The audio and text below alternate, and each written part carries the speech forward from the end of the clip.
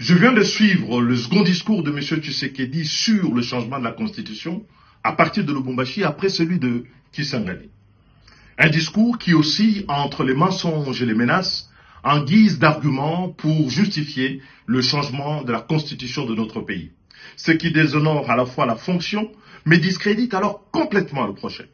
Qui vous a dit, M. Tshisekedi, que vous avez la charge de limiter l'étendue du débat sur le projet funeste de changer la constitution de notre pays en menaçant de poursuite les opinions contraires sous le prétexte fallacieux de la manipulation?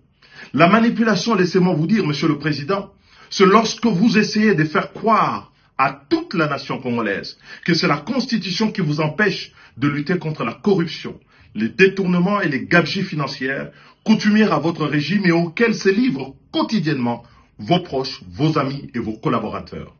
La manipulation, Monsieur le Président de la République, c'est lorsque vous essayez de faire croire que c'est la Constitution qui vous empêche d'améliorer la condition sociale des Congolais, accroître leur pouvoir d'achat, créer des emplois pour les jeunes, donner de l'eau, de l'électricité, construire les routes, les hôpitaux, les écoles de qualité pour tous les Congolais.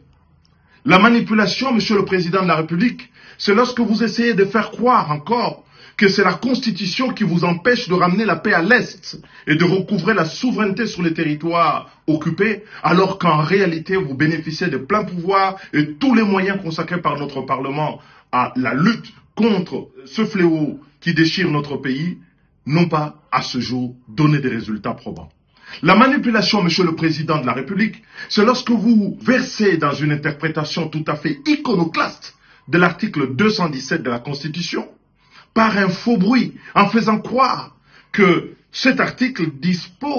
expose le Congo à céder des territoires à des États voisins. Sinon, M. Etienne Tshisekedi, dont vous portez fièrement le nom, n'aurait pas proposé la même disposition à l'article 69 de la Constitution du 24 juin 1967, dont il était co-rédacteur sous la Deuxième République avec le président Mobutu. La manipulation, Monsieur le Président de la République, c'est lorsque vous inoculez la peur dans la population au lieu de la rassurer, alors que vous consacrez l'essentiel de vos déplacements à l'étranger, alors que vous dirigez un gouvernement dont la survie tient en partie de la solidarité internationale, à l'exemple du dernier accord que vous venez de signer avec le Fonds monétaire international. La manipulation, enfin, Monsieur le Président de la République, c'est lorsque prenant les enfants de bon Dieu pour des canards sauvages, en feignant d'ignorer qu'un changement de la Constitution conduit à une nouvelle Constitution dont le bénéfice est strictement personnel,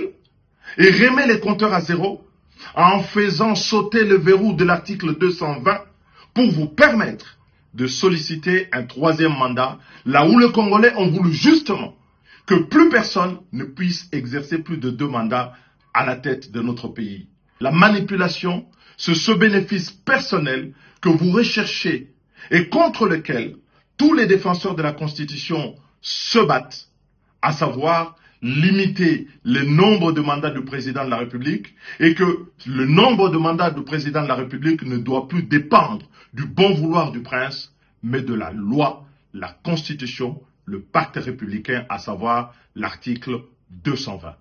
Les menaces, les mensonges ne feront reculer nullement le peuple congolais et vous aurez au devant de vous tous les patriotes qui veulent aujourd'hui que le Congo devienne à jamais une république, un État au service de l'intérêt général.